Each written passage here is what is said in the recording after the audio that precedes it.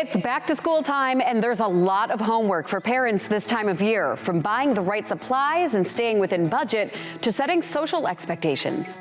Like you're taking a drug away from them. This is how addictive this stuff is. And that should be alarming, and that should make you feel more justified in your decision to limit that screen time. Today, we sit down with journalist and NBC show host Vicky Nguyen to talk about raising her 3 children and some of her most important back-to-school lessons. And there's a nationwide referee shortage. And part of the reason why is because of bad behavior on the sidelines. We talked to a referee about how it's affecting your child's games. That's today on Mom Squad.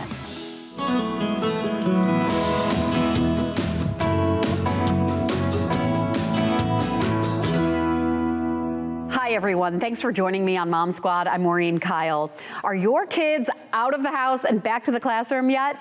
It's a very bittersweet time of year. We're all sad to see the freedom of summer leave us, sad to see the kids grow another year older, but happy that they're back to routine. Producer and occasional co-host Jenny told me the other day, this feels like the holiday rush. We have all the prep, the spending, the stress, but especially the spending.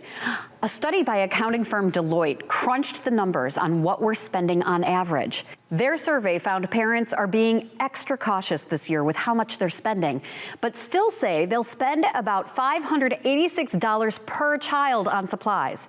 Parents also said they put aside extra money for extracurriculars, on average about $582 per child for fees, equipment, and uniforms. And don't feel bad if you do splurge on something for your child. 85% of the parents surveyed said they would be influenced to splurge on a must-have item or brand to make school exciting or boost their child's self-esteem. And it turns out we also take advantage of some of these sales. 50% of parents said they buy something for themselves during back-to-school shopping. Saving money is just one topic that came up in my conversation with consumer journalist and anchor of the show NBC News Daily, Vicky Nguyen. I was able to catch up with her right after my daughter's kindergarten orientation and right before her kids started their school year, so pardon my home studio. Vicky, thank you so much for chatting with us today. I know it's a crazy time of year. Are you feeling it? I am. Listen, the kids have a couple weeks until school, so we're just trying to be really present and mindful and enjoy what's remaining of summer. I am not into this October or summer ween where everyone's trying to skip ahead to like Halloween and the fall. Let me have my summers. Let me have my August. Yeah. What do you think you get most stressed out about every school year? That is a great question. And I will say, I try to be really zen. I want to make sure that my energy is what the kids pick up on. So I try not to let them see the stress. I will say getting all like the doctor's appointments and the vaccinations and the records, that's kind of the bottleneck. It's just making sure we've scheduled, because I have 3 girls. They're all in different grades. Like, you know, I've got a sophomore, a 7th grader, and somebody's going into 3rd grade. So just making sure we get them the paperwork they need so they can participate in their sports or, you know, get back to school.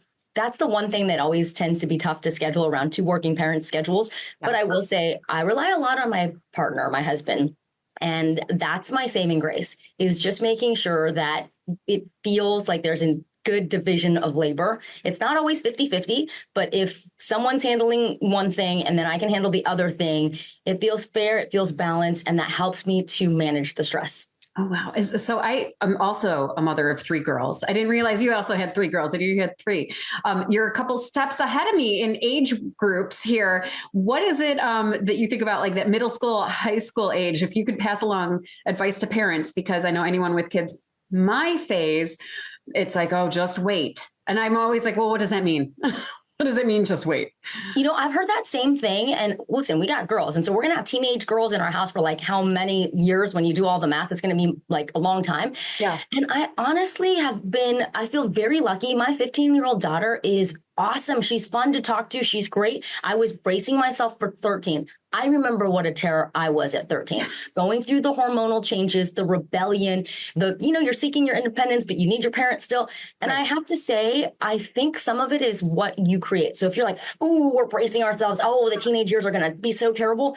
Then you kind of create that vibe and that energy versus like, let's keep an open mind. Let's be ready for like some of the challenges, but let's not, expect the worst. Right. And so the key for me, and I think that this is something I hope that we will continue to talk about a lot, managing social media. So we've taken a really kind of hardline stance in our house. And I know like Chip and Joe from Fixer Upper, I was so relieved to hear them saying that they weren't going to let their kids onto social media until they were like 17 or 18. She's 15. I didn't put a hard and fast time on like, you will get it at this age or whatever. But so far we've managed to keep her off of social media, and we give her an hour of screen time. We extend it sometimes when she needs it, like to keep texting her friends about schoolwork or whatever, you know, they need the extra time to chit chat. That's fine. But keeping her off of social media, I think, has been tremendous because it keeps everybody's stress levels in check. People aren't having like body image issues. We're not having the kind of same like anxiety and depression and stress. And these days, it's not even just that they're stressing over how they look or, you know, the trends and whatever, or what people are doing. They're also stressing over things like what schools kids are getting into and going to, which to me is like insane. The college process is stressful enough if you're going to go to college. I just want to preserve her childhood and her interactions in real life with her sisters and with us. And listen, when the screen time dies around like 8 or 9 at night, she's got nothing else to do except for come and talk to me and her dad and her sisters. And I love it. And we've had conversation. I've said to her, show me the research that this is good for you. Show me that, you know, somehow being on social media is helpful to you. And I am open to the discussion, and maybe we'll let you on, and maybe you can have some time on there and you can create an account and we'll figure out the kinds of stuff that you're going to post and we'll manage it together. But she hasn't so far been able to really produce that research or that information. The one thing she does say is it makes her feel left out not to be on social media. The irony is being on social media is what makes kids feel left out because they're seeing what everyone else is up to, the vacations they're going on, the parties they're attending. Sometimes bliss is ignorance in that way. And based on the other conversations I've had with the U.S. Surgeon General, with other parents who are struggling with this as well, everyone has told me they regret letting their kids on social media. Mm-hmm. So there's really not a compelling reason for me to put her on there other than I don't want her to feel left out, which is why I'm like, then go to lunch with your friends in town, invite somebody over, go to the movies. I will drive you. I will take you. I will have you do anything you want to do in person. But if your argument is you feel left out because you're not on a screen looking at what everyone else is doing, it's not a strong enough argument. It hasn't been enough to convince me. Yeah, I know. You and I are both in the position where we're doing that research all the time. And I feel like I'm one of those friends that my friends will come and say, well, what have you heard about this? Or what do you think about this? Yeah. And there is that heartbreaking moment when your child says, I feel left out, or all of my friends have this and I don't. Right. And it sounds like you've handled it pretty well, but do you still have that heartbreaking moment? Oh, that's the number one thing that gives me pause. And my husband's like, well, we don't want her to be the only one. And I agree with that. Mm-hmm. And it's tough. And I asked the U.S. Surgeon General about it because I said, you know, the one thing I do worry is she's missing out on stuff or she's feeling left out. And he said, you know what? I've traveled the country. I've talked to thousands of parents and teens, and not one parent has ever said to me, I regret keeping my kid off of social media. So I keep that in the back of my mind. I also think it's hard. And that's why your kids are at that perfect age where you and the other parents should form a mafia. You should form a social media mafia, and where you all say, we're not giving our kids, you know, smartphones till 16. We're not going to let them get on, you know, social media until 16 or whatever the age is. But if you can somehow make your own bubble, it's a million times easier. I'm trying to do that with my middle school daughter. The ship has sailed for my high school daughter. All her friends have social media, and I am the mean mom, and I am the one that's keeping my daughter off of it. But honestly, so far, I really don't see too much too much of a detriment to that, right? Like, it does suck that she's being left out or feeling left out. Mm-hmm. But I'm trying to explain to her why we're doing this. I try to keep that conversation open, and I don't think she's sneaking around behind my back. I think she understands the rationale. Does she agree with it? Definitely not. I'm sure she, like 15 years old, you don't agree with your parents on every single thing. But I think ultimately when she's 18, 21, 30, maybe she'll look back and be like, you know, I'm kind of glad my mom kept me off of that. Like, I think parents are here to not always do the easy thing. We're here to do the right thing. And right now, based on you and I know, we're on the forefront. We're talking to the experts. We're reading Jonathan Haidt's articles and talking to him in person, and all these psychologists and psychiatrists and all these people who are telling us, look, the studies, the research, everything we know is that these kids' brains are still forming connections. And the more they're exposed to all this addictive content online, that changes the way their brains form.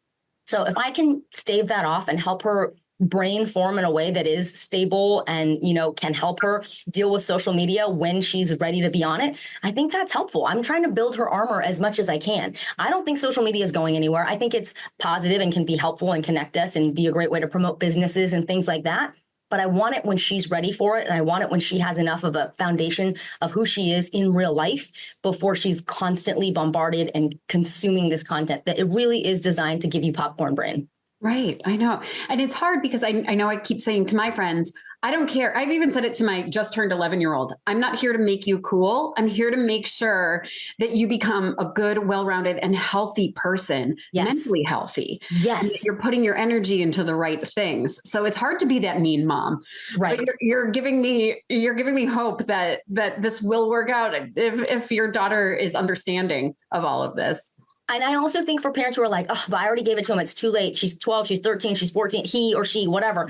I would say, okay, well, then why don't you have a conversation about like, listen, you're on it. Great. Like, let's tamp it down. Let's look at how much screen time you're actually using. How often are you on it? What else could you be doing with your life? Because when you look at the actual number of minutes kids are spending on these different apps, it's astonishing in a bad way. And so if you can like try to rein it back, and you'll see how they react. They react like you're taking a drug away from them. Mm-hmm. This is how addictive this stuff is. And that should be alarming. And that should make you feel more justified in your decision to limit that screen time. Even being bored is better, I think, than scrolling through. And I myself, as an adult who didn't have social media until I was fully formed, yes. I even see when I have to do an assignment for work or I'm doing, I want to pick up my phone and check Instagram. I want to do anything to distract myself. And I realized like, that's me as a grown-up with a brain that was formed before social media. Mm-hmm. These kids that are growing up with this all the time, being inundated by this quick release dopamine, they don't stand a chance. No. And I think it's fascinating. You ask a room full of young people, do you have Netflix? Everybody's hands goes up. Do you regret, that Netflix was invented? Nobody regrets that. Do you regret television was invented? No. But when you ask them, do you have social media? Everyone's hands go up. And then you say, do you regret that it was invented? And kids are like, yeah, I wish I didn't have it. I feel like I have to be on it because everyone else is on it. Yep. I think we as parents in this generation and right now in this moment, we can help break that cycle. Yeah. Yeah. Do want to talk to you about the other thing that comes up. I feel like social media is always a hot topic. We've covered it a lot on Mom Squad, but saving money is also, I know that you probably feel it. I feel it this time of year. I feel like I'm paying for all of the supplies. My kids are in a uniform and I'm still paying a lot for uniforms and the required shoes and everything and fees for activities. Yes. And I know you're working on a series, you're presenting a series of how to save on back to school. Can you tell me about that? Listen, I think saving money is so important. Even in times when we're not dealing with inflation, I always want to get the best deal. I'm a super frugal shopper. So we always talk about first, like for the environment too, check what you have. Look in the desk drawers, look in the backpacks and pencil boxes from last year. Does your child really even need new stuff? Or can you rip out the 3 pages of the notebook that they used last year? And then the composition notebook has still 97 pages left to use. Same with those bulk like glue sticks. Everything that you have that can be repackaged and used again is fantastic. And then from there, it is all about making a list and being really strategic and also reserving some of your budget for when school starts. Because I think this was a really good tip we got from smart shopping expert Trey Bodge. The kids go back to school and they're like, oh, so-and-so has this thing, or, oh, you know what? Like, this is the style. And I really would like this sweatshirt or this kind of shoe. Then you still have a little bit of money in reserve. I'm a big fan of using the cashback apps, right? Like Rakuten, Retail Me Not. There's one called a Coupon Cabin that you can actually use in stores too. So you'll maybe be at like Old Navy or the Gap. You want to make sure that you're looking in all of those cashback apps first to see if you can activate an offer in store to get another 10 or 20% off. And I do plan my shopping around sales. I know that many of the sales tax holidays have passed for a lot of states, but if you're in a state where they give you up to $100 in apparel or school items tax-free, you're automatically saving anywhere from 5 to 10% on that. So being strategic with what you shop for, and also the timing of how you shop, and making sure that you don't buy anything full price, and diversifying where you shop too. Not everything is cheaper online. Some of the stores, the big box retailers, will have the better deal. It takes a little time to get in the car and go out there, but I also think, you know what, shopping in person is a little bit of a lost art, and it's helpful to explain and take your kids along and say, this is why we're buying these things for this price. Because look, a box of crayons can be 25 cents in a store and it can be $1.25 online. That's a 5 times cost savings if you buy it in store. After a quick break, Vicki gives us the inside scoop on how to save big money on the big ticket items.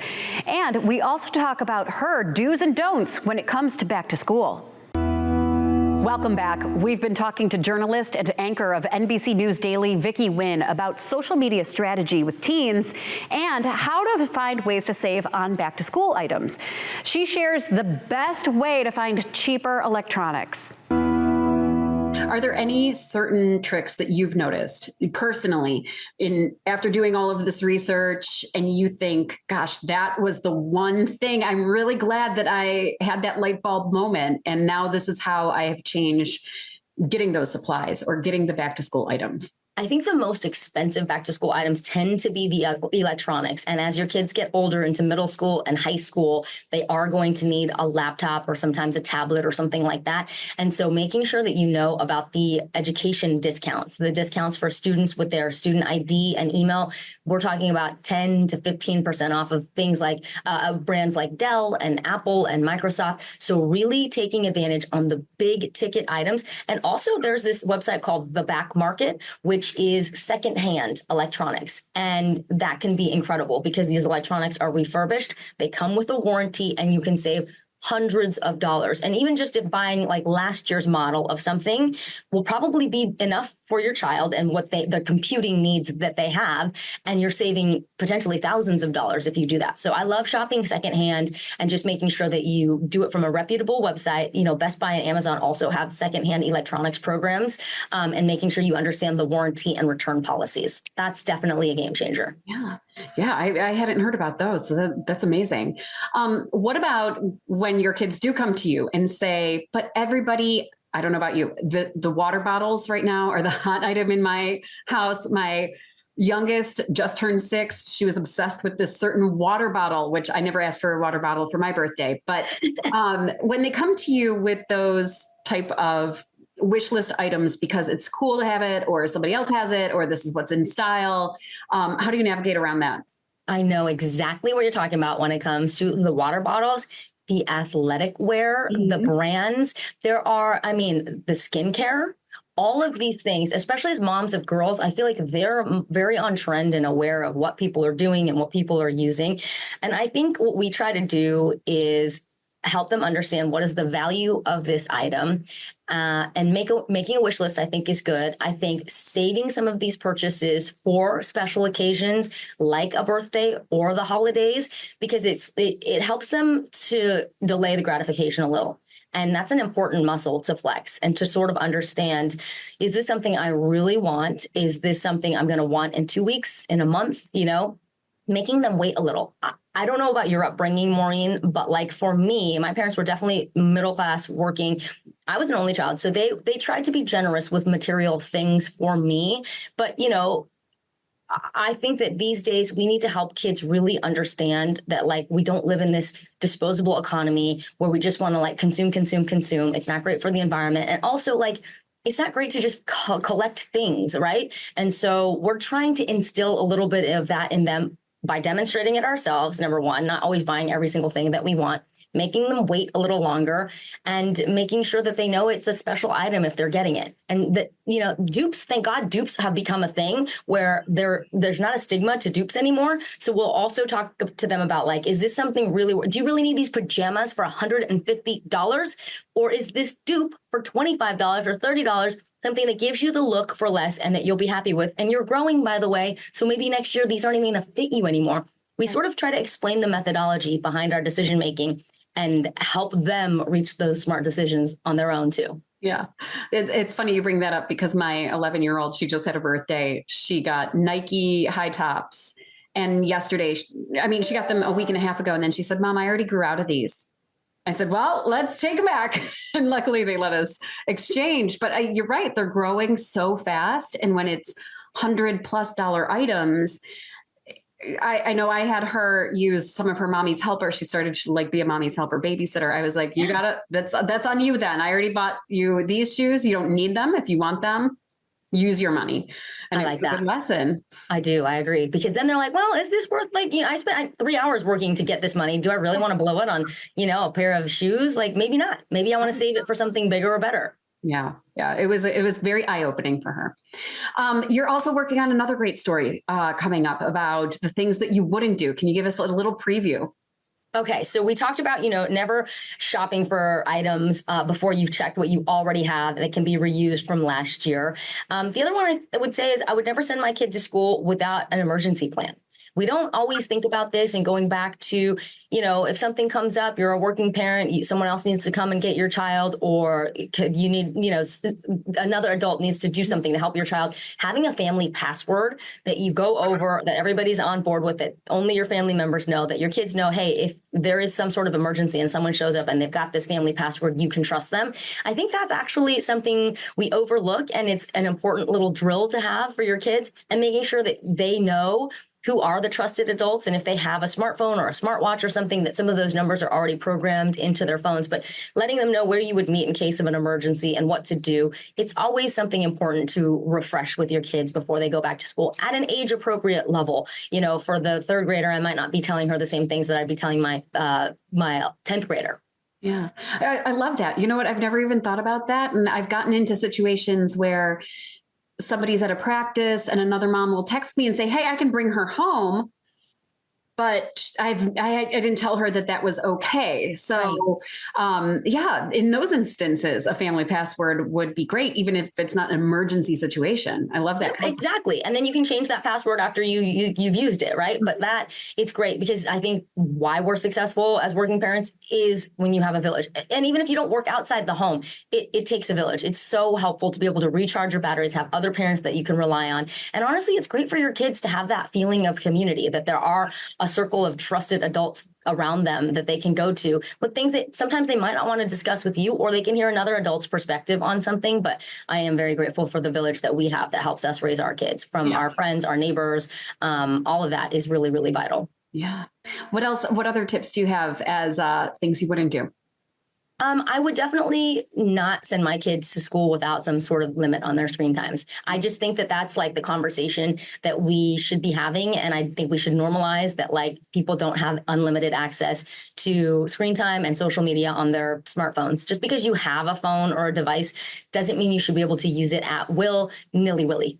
Yeah. So I really, is it willy-nilly? It's willy-nilly. Yeah, willy-nilly. Yeah. What is your limit in your house? We do an hour in our house. Okay. We do an hour for texting, phone calls, like all the apps. We actually just decided, because my daughter was like, my camera app is constant. Like, I don't have screen time. Because once you activate it, I guess it dies after like an hour. And, now that she's out, she's running, she's doing things, she wants to take pictures sometimes. So we have taken the screen time restriction off of her camera app. But, messages, like, you get that hour, and when you're done, you're done. You can request more, and we sometimes give her another hour, but that way it just keeps everyone aware of how much screen time we're actually using. Yeah. I think some adults would actually benefit from it too. I know. I was just thinking, because I fall down that rabbit hole all the time of like, I'll just check to see who texts. And then it's all of a sudden I'm on Instagram and Facebook and all the other apps. And I lose an hour. No, totally. Absolutely. I think it's natural. And so when we see that that's what happens to us, it's happening to our kids on steroids. Yeah. And that has brought us full circle. Vicki, thank you so much. I really love talking to you. I love all of your insight. This has been so fun to catch up on all the back to school craziness. Oh, likewise. I have really enjoyed this conversation with you, Maureen, and good luck with, the good luck with your girls and their back to school process. And I think we're all in this together. So I really appreciate the opportunity to chat with you. Yeah, we'll definitely have to talk again. I appreciate it. When we come back, have you ever seen a parent get tossed out of a game because of how they're talking to the refs?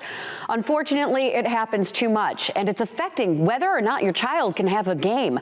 We talked to a referee about some of the bad behavior that he's witnessed.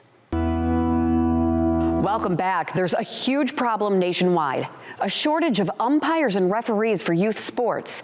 Christy Paul talks to one officiant who opened up about what he sees while he's reffing some games. Today, umpires and referees aren't just calling plays or dodging balls on the field. Sometimes they're dodging angry parents and coaches after the final whistle. You walk into your car with your bag, and all of a sudden you got two parents yelling at you. When the game's over, you chasing the umpire out of the parking lot. Now, what kind of example are you setting for your child? Al Ivy's been officiating football, basketball, and baseball here in Northeast Ohio for 30 years. He says he's never seen what he's seeing now. I was doing a youth game in North Ridgeville one year, and this one kid got hit on the sideline. And the mom jumped up yelling, "Great!"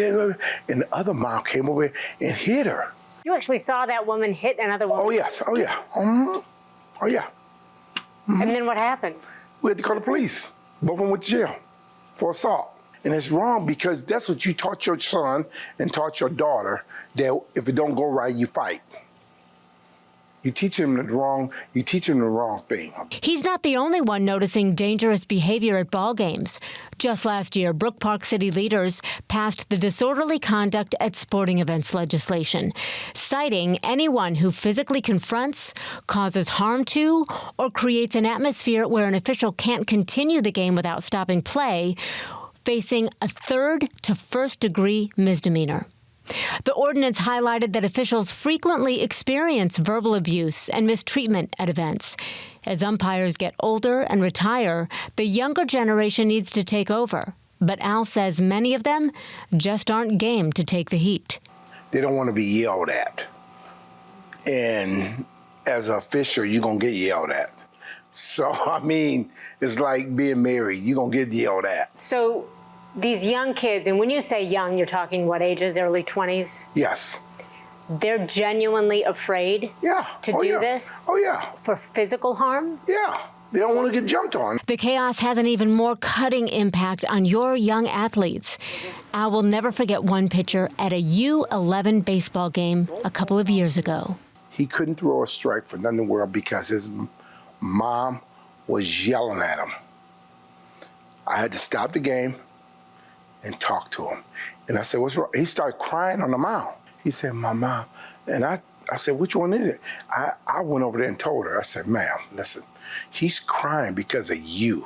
If you don't want to see the game or want to act right, why don't you just leave and let this kid have fun?" Because he's only 11 years old. After that, he had fun, started smiling, playing, and throwing strikes because his mom left him alone. In all fairness, Al admits sometimes they get it wrong. We're going to blow calls. We're going to miss calls. It's human nature. You get mad about a mistake. But you play 7 innings in baseball. You play 4 quarters of football, 4 quarters of basketball. That one call didn't blow that game. But they strive to get it right because the kids are his motivation, and he wants to do right by them. What do you love about being an umpire? Oh, kids. Straight out kids. When parents come by and say, "Al, good game," and they lost, that means I did a good job. Christy, thank you. We covered a lot today, and we have more in store as our back-to-school coverage continues, including online scams college students need to be aware of. That's next week on Mom Squad. But in the meantime, follow us on Facebook, Mom Squad with Maureen Kyle, and on Instagram now, @Mom Squad Show. We'll see you back here next time.